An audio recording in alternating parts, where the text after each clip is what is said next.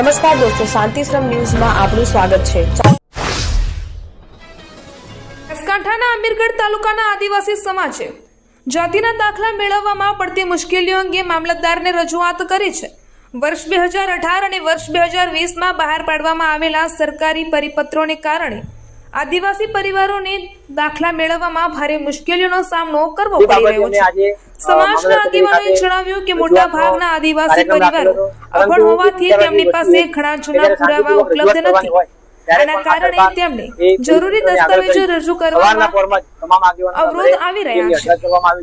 સમાજે માંગ કરી છે કે શાળા પ્રવેશ રજીસ્ટર, 7/12ના ઉતારા, ગ્રામ પંચાયતના દાખલા અને જૂના સરકારી રેકોર્ડના આધારે જાતિના દાખલા આપવામાં આવે।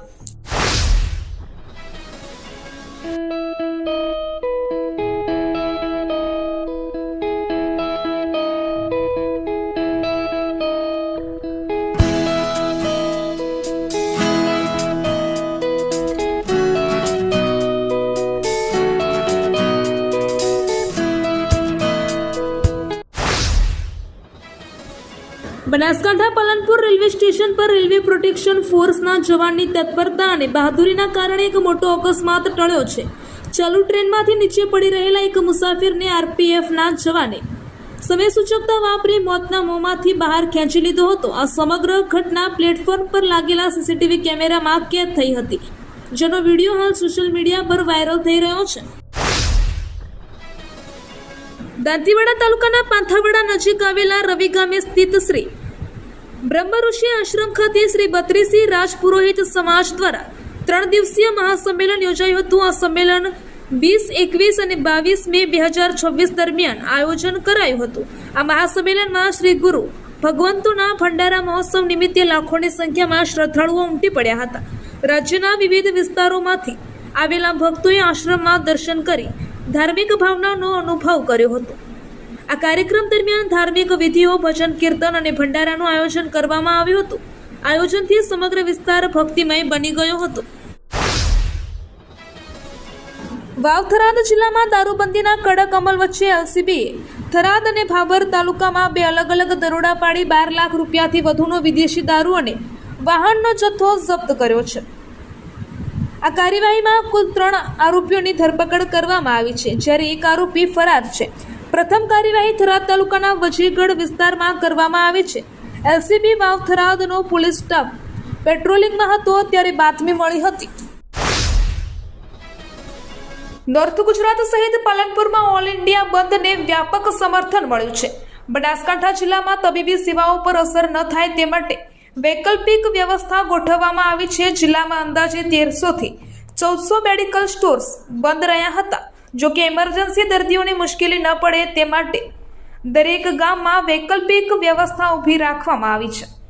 પાલનપુર શહેરમાં આશરે 4500 સભ્યોમાંથી 10 થી 12 દુકાનો ખુલ્લી રાખવામાં આવી હતી। ગ્રામ્ય વિસ્તારોમાં પણ જરૂરી દવાઓ માટે અને તાત્કાલિક સારવાર માટે વ્યવસ્થા જાળવવામાં આવી હતી। બનાસકાંઠા જિલ્લામાં આદિવાસી સમુદાયના સર્વાંગી વિકાસ માટે ધરતી આબા જનજાતીય ગ્રામ્ય ઉત્કર્ષ અભિયાનનો પ્રારંભ કરવામાં આવ્યો છે। જિલ્લા કલેક્ટર મિહિર પટેલ પાલનપુર ખાતેથી આ અભિયાનની શરૂઆત કરાવી હતી। આ અંતર્ગત બૃહદ બનાસકાંઠા જિલ્લાના 167 આદિવાસી બાહુલતા ધરાવતા ગામોમાં વિશેષ કેમ્પનું આયોજન કરવામાં આવશે। આ અભિયાન સબસે દૂર સબસે પહેલેના મંત્ર સાથે જનભાગીદારી દ્વારા ચલાવવામાં આવશે। બનાસકાંઠા અને વાવ થરાદ જિલ્લાના આદિવાસી વિસ્તારોમાં સરકારી સેવાઓ ઘર આંગણે પહોંચાડવાનો તેનો મુખ્ય ઉદ્દેશ છે।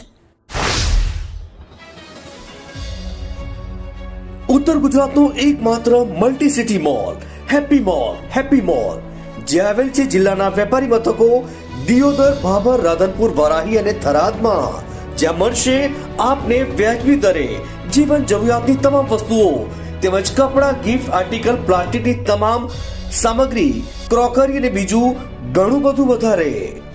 તો આજે જાઓ હેપી મોલ અને કરો ખરીદી તમારી મનગમતી વસ્તુઓની। અંબાજીમાં ચાલી રહેલી કોરિડોર નિર્માણની કામગીરી હવે વિવાદમાં સંપડાઈ છે। ગ્રામ પંચાયત દ્વારા કામગીરી સામે ગંભીર આક્ષેપો કરવામાં આવ્યા છે। આ કામગીરી દરમિયાન પાણીની પાઇપલાઇન તોડી પાડવામાં આવતા સ્થાનિકોને પાણીની સમસ્યાનો સામનો કરવો પડી રહ્યો છે। આ ઉપરાંત જૂના નાકા વિસ્તાર તરફ જતો મુખ્ય માર્ગ પણ બંધ કરી દેવાતા લોકોમાં રોષ જોવા મળ્યો છે. અંબાજીના સરપંચે આક્ષેપ કર્યો છે કે આટલી મોટી કામગીરીમાં ગામના ચૂંટાયેલા સરપંચનો સહકાર લેવામાં આવ્યો નથી. બનાસકાંઠા જિલ્લા ભાજપ અધ્યક્ષ કીર્તિસિંહ વાઘેલાએ આજે ધાનેરા ખાતે શુભેચ્છા મુલાકાત લીધી હતી. તેમણે ધાનેરા નગરપાલિકાના નવનિયુક્ત પ્રમુખ, ઉપપ્રમુખ સહિતના ભાજપના હોદ્દેદારો અને કાર્યકરોને અભિનંદન પાઠવ્યા હતા. આ મુલાકાત દરમિયાન કીર્તિસિંહ વાઘેલાએ નગરપાલિકાના નવનિયુક્ત પ્રમુખ ઈશ્વરભાઈ પટેલ, ઉપપ્રમુખ પહાડસિંહ રાજપૂત, કારોબારી ચેરમેન દેવાભાઈ પ્રજાપતિ, પક્ષના નેતા વીરમાભાઈ વાઘેલા અને દંડક જીતેન્દ્રભાઈ મહેશ્વરીને શુભેચ્છાઓ પાઠવી હતી. સરહદી રેન્જ આઈજીપી પરીક્ષિતા રાઠોડે થરાદ પોલીસ સ્ટેશનની મુલાકાત લીધી હતી. તેમણે પોલીસની કામગીરી અને અરજદારોને મળતા ન્યાયની સમીક્ષા કરવા માટે 4 અરજદારો સાથે રૂબરૂ સંવાદ કર્યો હતો. આ મુલાકાત દરમિયાન આઈજીપી રાઠોડે અરજદારોની રજૂઆતો સાંભળી અને પોલીસ દ્વારા કરવામાં આવેલી કાર્યવાહી અંગે માહિતી મેળવી હતી. આ તમામ અરજદારોએ પોલીસની કામગીરીથી સંતોષ વ્યક્ત કર્યો હતો અને તેમણે યોગ્ય ન્યાય મળતો હોવાનું જણાવ્યું હતું. ગુજરાતના અમદાવાદ, રાજકોટ, ગાંધીનગર, અમરેલી અને સુરેન્દ્રનગરમાં મંગળવારે પારો 45 સેલ્સિયસની પાર પહોંચી ગયો. સતત બીજા દિવસે પણ અમદાવાદ 43.7 સેલ્સિયસ સાથે સૌથી ગરમ શહેર નોંધાયું છે. વીતેલા 24 કલાકમાં દક્ષિણ ગુજરાત અને સૌરાષ્ટ્ર કચ્છના કેટલાક ભાગોમાં મહત્તમ તાપમાનમાં સામાન્ય ઘટાડો પણ જોવા મળ્યો છે. આકરી ગરમી વચ્ચે નાગરિકો માટે રાહતના સમાચાર સામે આવ્યા છે. હવામાન વિભાગના પૂર્વાનુમાન અનુસાર આગામી 24 કલાક બાદ રાજ્યના તાપમાનમાં મહત્તમ 2 થી 3 ડિગ્રી સેલ્સિયસનો ક્રમિક ઘટાડો થવાની પ્રબળ સંભાવના છે. જો કે આગામી 7 દિવસ દરમિયાન રાજ્યના જુદા જુદા વિસ્તારોમાં તાપમાનનો પારો 40 સેલ્સિયસ સુધી જ રહેવાની શક્યતા સેવાઈ રહી છે.